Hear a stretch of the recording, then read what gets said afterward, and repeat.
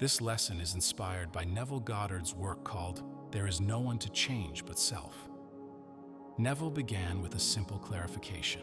He held no malice toward any nation, race, or belief. If he spoke of one, it was only to illustrate a truth. We become what we contemplate.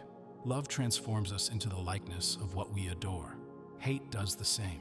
The mirror we despise cannot be shattered without imprinting its image upon ourselves. The tyrant we seek to destroy through force is the tyrant we eventually become. This is because consciousness is the one and only reality. We cannot see anything outside the contents of our own mind.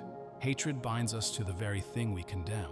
Love unites us with what we cherish. Nations behave toward others as their own people behave toward one another. Our outer relationships are reflections of our inner state. The foundation of spiritual mastery is this: you can only experience in your world what you have accepted as true of yourself. To change another, you must first change yourself. Every man and woman in your life plays the part your concept of them demands, and your concept of them is born from your concept of yourself.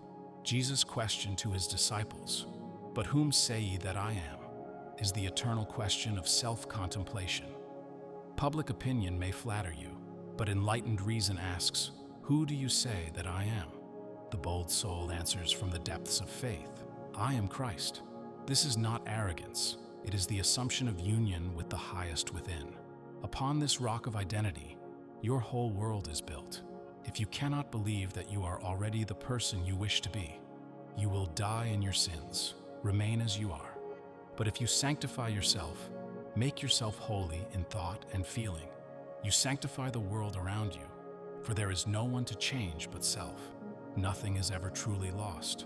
When something seems to vanish from your life, it only means you have descended in consciousness to a level where it cannot appear.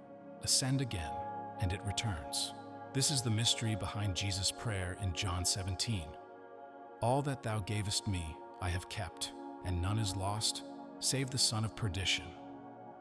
The only thing you can lose is the belief in loss. To ascend in consciousness, identify with your ideal. Feel what it would be like to be without condemnation, to see all things as pure. Live in that mood until it becomes the habitual center of your being. Like the young colt of Scripture, this new feeling may be unsteady at first, but with discipline you will ride it triumphantly into your personal Jerusalem, fulfillment, and peace. Prayer, in Neville's teaching, is the art of assuming the feeling of the wish fulfilled. He offered 3 simple ways to do this.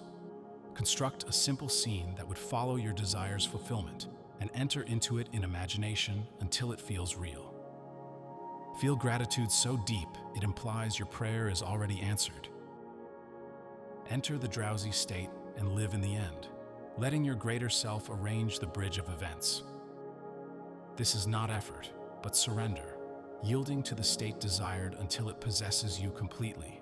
The greatest courage is to stop blaming others, the world, or circumstance, and to accept that you are the cause.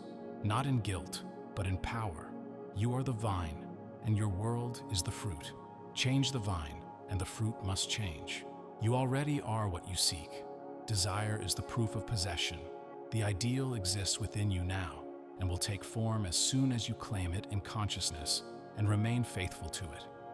As Pascal wrote, "You would not have sought me had you not already found me." In the end, all spiritual work returns to this. Assume the feeling of your wish fulfilled. Sustain it.